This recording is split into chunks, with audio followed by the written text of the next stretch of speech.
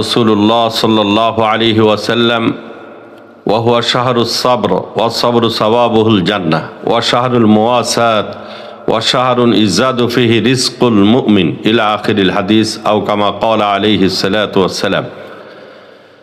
সম্মানিত দর্শকবৃন্দ, সম্মানিত উপস্থিতি, দেশ ও বিদেশ থেকে যারা আমাদের অনুষ্ঠান এই প্রোগ্রাম দেখতেছেন, মাহে রমজানুল মুবারকের আজকের এই ষষ্ঠ দিন, এই 6 রমজানুল মুবারকের এই মুবারক দিনে আপনাদেরকে জানাচ্ছে আন্তরিক মোবারকবাদ, আন্তরিক দোয়া আপনাদের সকলের জন্য।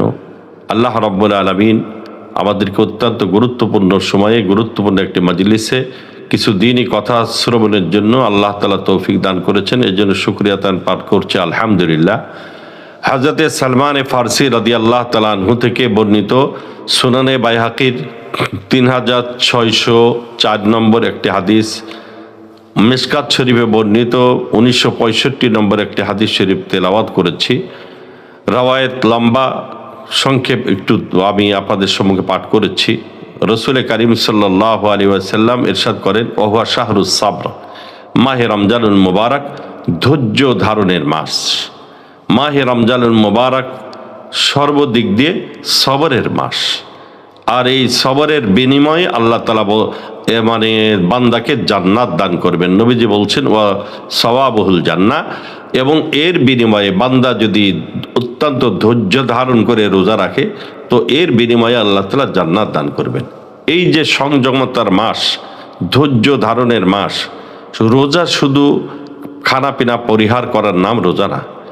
রোজা যেমন আমাদের খানাপিনা পরিহার আমরা যেভাবে করে থাকি, অনুরূপ হাতের রোজা, পায়ের রোজা, চোখের রোজা, কানের রোজা, সমস্ত অঙ্গ প্রত্যঙ্গের রোজা যদি পরিপূর্ণ রোজা হয়, সেই রোজার বিনিময় হবে জান্নাত।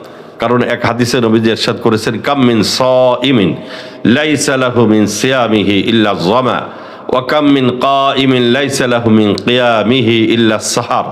অনেক রোজাদার আছে যারা সারাদিন রোজা রেখে অন্য কোনো কিছুই লাভ করতে পারে না একমাত্র উপবাস থাকা ছাড়া।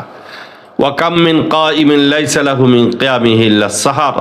আর অনেক রোজাদার এমন আছে যারা অনেক রাত গোজার ব্যক্তি, অর্থাৎ রাত্রে ইবাদত বন্দি করনেওয়ালা ব্যক্তি এমন আছে যে সারা রাত জাগ্রত থেকে ইবাদত বন্দি করে, কিন্তু ওই ইবাদতের বিনিময়ে শুধুমাত্র ঘুম পরিহার করা ছাড়া অন্য কোনো কিছুই সে লাভবান হয় না।